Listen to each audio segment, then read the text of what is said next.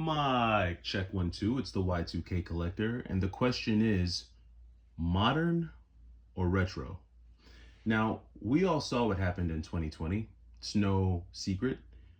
People who were already collecting video games, whether it be modern games or retro games, decided that they were going to expand their collections. And so we saw average or your normal enthusiast kick it up a notch and decide to dive into all types of games that maybe they've been waiting to get into, but 2020 served as the perfect opportunity and reason to start expanding their collection. And then we saw people who had never been video game collectors at all look up some YouTube videos and decide that they wanted to get into the hobby. And then we saw the massive market that was created around all of this hype and euphoria, which turned into the reseller nation or the reseller community that we saw when it came to video games. And then starts the retro game hunting videos, the constant attack on yard sales and flea markets with people scavenging and scouring and looking for video games. And you saw this bloat occur, this bloating within collecting, where people were collecting any and everything under the thought process that everything was just going to continue to go up in value. And we saw this happen for about 2 to 3 years until this pivotal moment when we were allowed to resume our normal everyday lives. And then, like a slow leak out of a tire, we saw the hype just slowly leak out of the entire hobby. And that slow leak is still continuing to happen. And the tire is not completely flat. In fact, I don't know if the tire will ever be completely flat, because I kind of look at the hobby as a set of run flat tires. So even if you let the majority of the air out, the hobby is built to last. It's built to survive, and it's going to keep running. But what we've seen is this level of curation increase, where it's not about collecting any and everything. It's not about collecting every single video game that you see, every single video game that you find. Now people were getting more and more picky. People are getting more and more particular about the types of games that they want to have in their collection.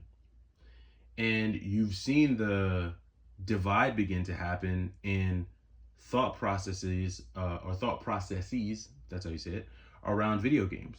So on one side of the aisle, you have the diehard retro folks who live to preserve the retro games that we just do not see on modern consoles.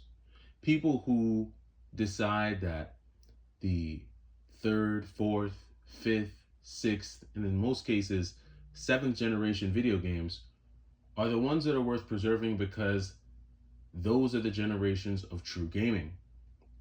And then you have the other side, the PS4, Nintendo Switch, PS5, Switch 2, Xbox Series community of folks who feel like the future is the way and there is no need for retro.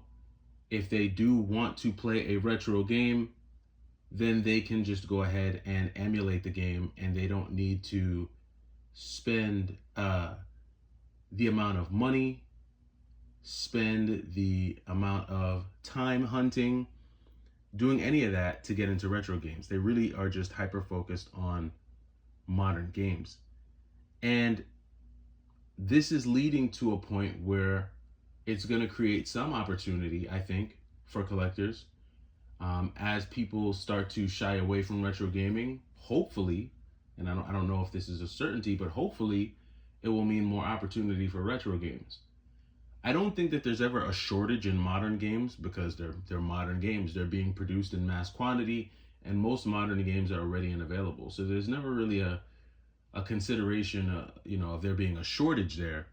But price is playing a role in things, especially when you consider that the cost of games are going up, $75, $80 per pop. On top of that, the digital landscape is growing, and modern gamers, many, don't feel the same need for physical as, say, retro collectors do. It's safe to say that if you are a retro video game collector, you're pretty much a physical game collector. Whereas if you're into modern games, it's more acceptable that you can have a digital collection just as much as you have a physical collection. And so for someone like me who's looking at the future of their collection, I often debate and go back and forth within myself as to whether or not I want to continue to be an eclectic collector or an all around collector, someone who collects everything, or if I want to become one of those folks who hyper focuses on either modern games or retro games. Now, for me, the choice boils down to a few things. And I think there's pros and cons on both sides. But in general, I feel like there's a much longer runway when it comes to collecting modern games. I feel like because this is where we're presently in the era of modern games, we're presently in the era of PlayStation 5 and Xbox Series and Switch 2 and Switch. I personally feel like I have 5 to 7 to 8 years to decide whether or not I really want to collect for these consoles physically. I have that time. Um, and I don't have the same level of pricing pressure that I feel when it comes to retro games. Now, you might say, well, Y2K, the 2020 hype is over. Retro game prices aren't rising anymore. They're pretty much where they're at. They're either stable or they're going down. Well, I guess that depends. That depends on the game you're looking at, depends on the console you're talking about, and it also depends on what's happening around the games that you're interested in. We all know that all it takes is a movie, the announcement of a TV show, the death of an actor, the announcement of some type of sequel to trigger a spike in a game that no one cared about for the last 15 years. And all of a sudden, because someone decided to shine a little bit of light on this game, now it shoots up in price. Does this mean that you go out and FOMO buy? Does it mean that you collect retro based on FOMO? No. But what it does mean is that it means that you buy the games that you actually want to play and that you'll want to have in your collection, the games that you actually want to preserve. And so for me, with the thought of preservation in mind, I'm more drawn to retro games personally. Now, there are instances with modern games where that same level of preservation for the physical is also required. One game that comes to my mind is RxN Raijin. It's a shoot 'em up that does not have, at least not to my knowledge, that does not have any digital availability because it's been removed from all digital platforms. It was an East Asia soft shoot 'em up, and it got a physical release on the Nintendo Switch. So we are seeing instances of that same type of necessity or need for preservation with certain modern games. But in general, it's a lot easier to access Switch 2, PS4, and PS5 games today than it would be to access certain PlayStation 1 games, certain Super Nintendo games, so on and so forth. And while a lot of the more well-known and popular games like the Crash Bandicoot series, like the Final Fantasy series, like the Super Mario series, while major franchises will always have a home on some type of digital platform, you do have those games, whether it be for the Sega Genesis, the Super Nintendo, the PlayStation, that just won't have a place where you can access them legally on a digital platform. Like, will I be able to go and download Silent Bomber in the future? Will I be able to download Gigawing or Gigawing 2? Would I be able to download Three Dirty Dwarfs for the Sega Saturn? What about being able to download Mars Matrix on the Dreamcast? There's so many of these games that really appeal to me that I often say, will I be able to access these games legally and digitally in the future? And when I look at my physical collection for retro, I'd have to say no. I think about a game like Hyperduel, which is an import game to begin with. and I say, I'm not seeing many instances of Hyperduel jumping around on the internet. I wouldn't know where to download that. Or, I mean, the list goes on. I could keep going on forever, right? But the point of the matter is that there are certain games that need to be preserved, and that need makes a very strong case for retro. However, you can't deny what we're seeing from modern games in terms of innovation with certain games, with some games. I just think that when it comes to the older generation, like if you are someone who's in their 30s, 40s, late 20s, it's going to be kind of hard to wow you, especially if you're like in your 40s, because you've gone through multiple generations of gaming where you've seen thousands of different ideas across the many different genres of video games.